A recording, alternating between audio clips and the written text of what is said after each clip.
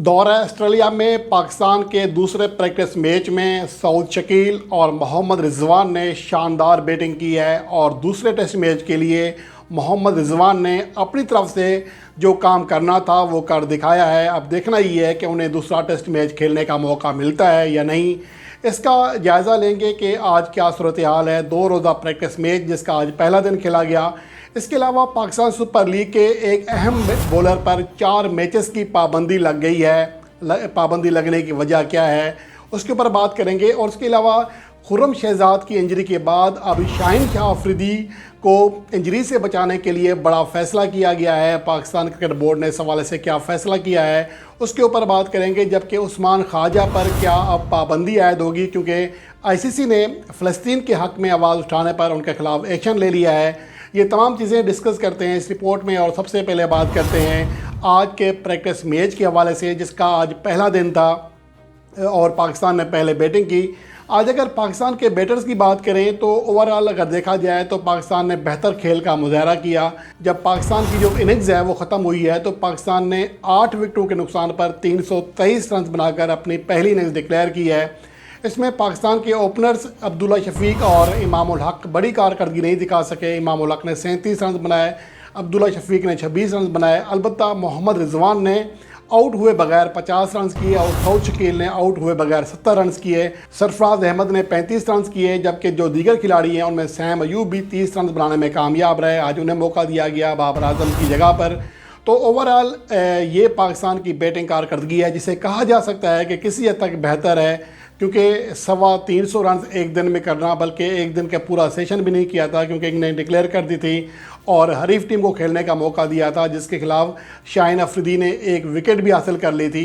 तो ओवरऑल देखना ये है कि अब पाकिस्तान के बॉलर्स क्या करते हैं, क्योंकि जो पहला प्रैक्टिस मैच था उसमें भी पाकिस्तान के बैटर्स शान मसूद की डबल सेंचुरी की वजह से ओवरऑल बेहतर स्कोर करने में कामयाब रहे थे, लेकिन बॉलर्स बुरी तरह नाकाम हुए थे।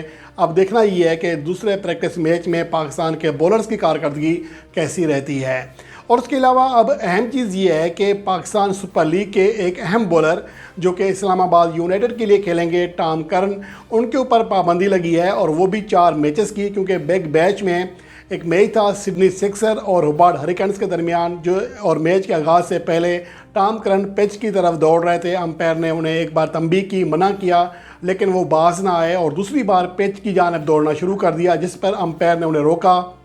लेकिन तेज़ी से अंपायर की तरफ बढ़ते रहे, रुके नहीं और बुरा बलाबी का, जिसके बाद उन पर 4 मैचेस की पाबंदी आयद कर दी गई है। और अब वो बिग बैश के आने वाले जो 4 मैचेस हैं उसमें वो अपनी टीम को दस्तयाब नहीं हो सकेंगे। अलबत्ता पाकिस्तान सुपर लीग 2024 में वो इस्लामाबाद यूनाइटेड के लिए खेलेंगे, लेकिन इस्लामाबाद यूनाइटेड के शायकीन चाहेंगे कि टॉम कर्न ने जो रवैया बिग बैश में इख्तियार किया हुआ है वो पाकिस्तान सुपर लीग में ना करें, क्योंकि एक तो लीग का माहौल ख़राब होता है, तो दूसरा ये कि अगर किसी खिलाड़ी के ऊपर पाबंदी लग जाए और वो खिलाड़ी ना खेल सके तो उसकी टीम पर बहुत बड़ा फ़र्क पड़ता है। और उम्मीद है कि इस हवाले से टॉम कर्न सोचेंगे और पाकिस्तान सुपर लीग में ये गलती नहीं दोहराएंगे।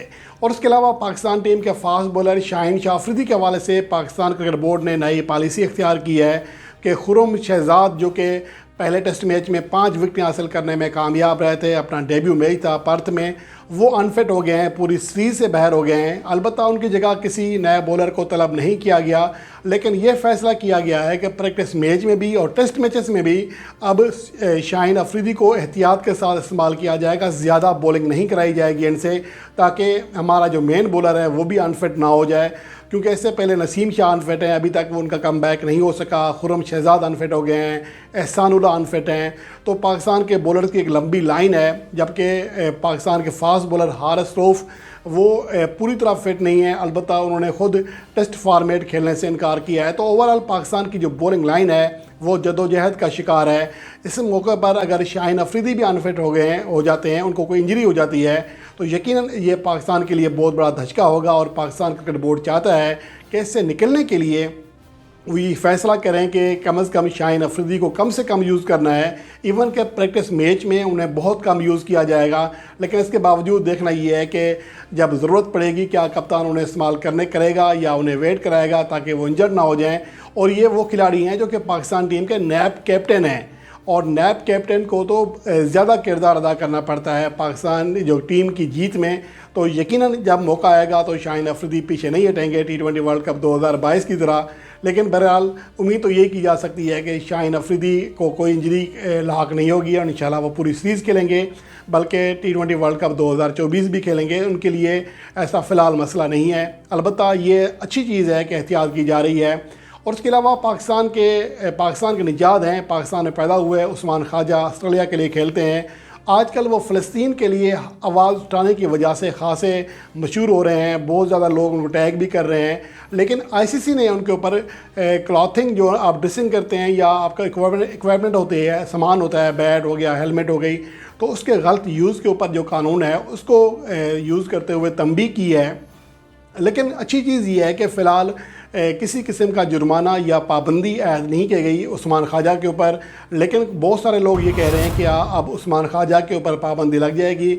میرا نہیں خیال کہ ایسا ہوگا، لیکن یہ ہو سکتا ہے کہ آسٹریلیا غیر اعلانیہ طور پر پریشر کی وجہ سے انہیں ڈراپ کر دے، ایک غیر اعلانیہ پابندی لگا دے، وہ تو ہو سکتا ہے۔ لیکن الاعلان جو ہے، کیونکہ یہ اتنا بڑا جرم نہیں ہے، پہلی بات تو یہ جرم ہی نہیں ہے، وہ کوئی سیاسی سرگرمی میں حصہ نہیں لے رہے، بلکہ وہ انسانی حقوق کی بات کر رہے ہیں، جو کہ کوئی بھی کر سکتا ہے۔ ویسے تو جو یہ گورے ہوتے ہیں بڑے علمبردار بنتے ہیں جی، وہ سب کا حق رکھتے ہیں، سب کے حقوق ہوتے ہیں، لیکن جب کسی مسلمان کی بات آتی ہے یا کسی ایسے ملک کی بات آتی ہے جو زیادہ پاور نہیں رکھتا، تو پھر یہ ان کے جو حقوق ہیں وہ برابر نہیں رہتے ہیں۔ اگر عثمان خواجہ آواز اٹھا رہے ہیں تو یقیناً یہ ان کی دل کی آواز ہے۔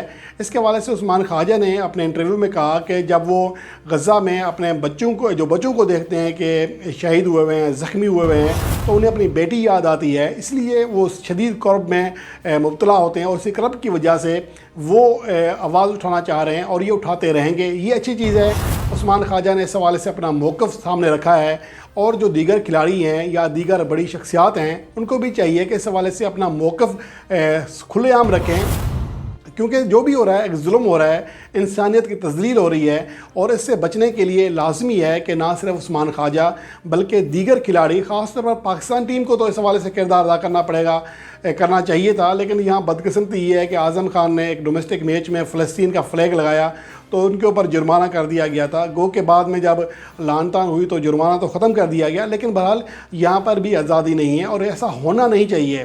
دیکھیں، ہم یہاں پر یہ بھی نہیں کہہ رہے کہ مسلمان یا یہودی کا مسئلہ ہے یا کسی کا، یہاں مسئلہ انسانیت کا ہے، اور جو انسانیت کو جس بے دردی سے قتل کیا جا رہا ہے، جس طرح بچوں کو قتل کیا جا رہا ہے، اس کی مثال نہیں ملتی ہے، اور اس کی جتنی مذمت کی جائے کم ہے۔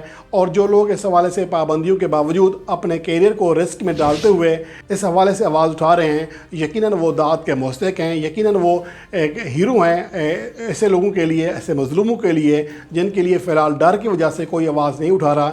اور اگر عثمان خواجہ جیسے لوگ آواز اٹھا رہے ہیں تو یقیناً اس کی جو آواز ہے اس کا اثر پڑ رہا ہے، کیونکہ اگر جب پابندی لگتی ہے تو تمام سوشل میڈیا یا روایتی میڈیا میں عثمان خواجہ کا نام آتا ہے کہ فلسطین کی وجہ سے زیر عتاب ہیں، تو وہ جو ان کا مین مقصد ہے وہ لوگوں تک پہنچ جاتا ہے، ان کا جو احتجاج ہے وہ لوگوں تک پہنچ جاتا ہے، اور وہ دوسرا ٹیسٹ میچ بھی بازو پر سیاہ پٹی لگا کر کھیلیں گے جیسا کہ پہلا ٹیسٹ میچ کھیلا تھا۔ تو یہ وہ اپنا پیغام جو ہے کنٹینیو کر رہے ہیں، اور ہمیں بھی سپورٹ کرنا چاہیے فلسطین بہن بھائیوں کو، کیونکہ وہاں پر ظلم جو ہے وہ بہت زیادہ ہو رہا ہے۔